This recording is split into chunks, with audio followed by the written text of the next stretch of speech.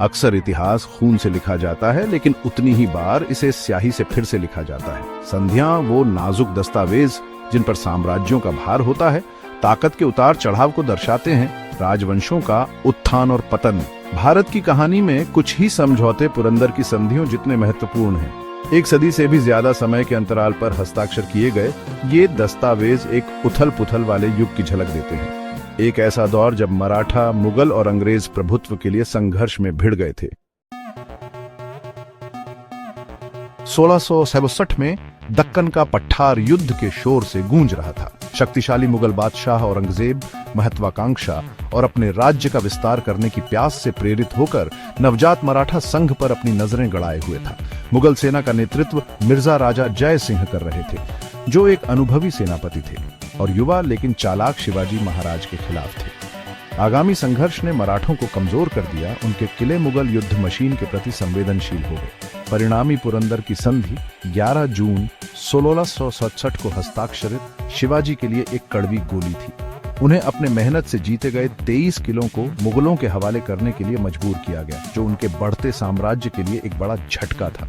इसके अलावा संधि ने शिवाजी को मुगल सम्राट का जागीरदार बनने के लिए बाध्य किया, एक ऐसी स्थिति जिसने एक स्वतंत्र मराठा राज्य के लिए उनकी महत्वाकांक्षाओं को ठेस पहुंचाई। फिर भी हमेशा व्यवहारिक शिवाजी ने अपनी शक्ति को मजबूत करने की आवश्यकता को पहचाना। संधि हालांकि एक झटका थी, लेकिन उसने एक बहुत जरूरी राहत प्रदान की, जिससे वह अपनी सेना का पुनर्निर्माण कर सके और भविष्य के लिए योजना बना सके। एक सदी बाद भारत का राजनीतिक परिदृश्य बदल गया था। मुगल साम्राज्य, जो कभी शक्ति का एकाधिकार था, खंडित और कमजोर हो गया था। इसका अधिकार महत्वाकांक्षी क्षेत्रीय खिलाड़ियों द्वारा छीन लिया गया था। मराठा, जिन्होंने मुगल तूफान का सामना किया था, अब खुद को उपमहाद्वीप पर एक नई ताकत ब्रिटिश ईस्ट इंडिया कंपनी के साथ संघर्ष करते हुए पाया। कंपनी, शुरू में लाभ चाहने वाले व्यापारी, लगातार ताकत में बढ़ी थी। उनकी व्यावसायिक महत्वाकांक्षाएं क्षेत्रीय नियंत्रण की लालसा में बदल गईं। 1776 में अंग्रेज खुद को पहले एंग्लो मराठा युद्ध में उलझे हुए पाए। मराठा आंतरिक मामलों में उनकी दखलंदाजी से शुरू हुआ एक संघर्ष। युद्ध अंग्रेजों के लिए विनाशकारी साबित हुआ। उनकी शुरुआती जीत जल्द ही हार का सिलसिला बन गई। चतुर नाना फडणवीस के नेतृत्व में मराठों ने कंपनी की सेना की कमजोरियों को सफलतापूर्वक उजागर किया था। 1 मार्च 1770 को हस्ताक्षरित पुरंदर की संधि सत्ता में इस बदलाव को दर्शाती है। अंग्रेज अपने अनुभव से विनम्र होकर अपनी क्षेत्रीय महत्वाकांक्षाओं को त्यागने के लिए मजबूर हुए।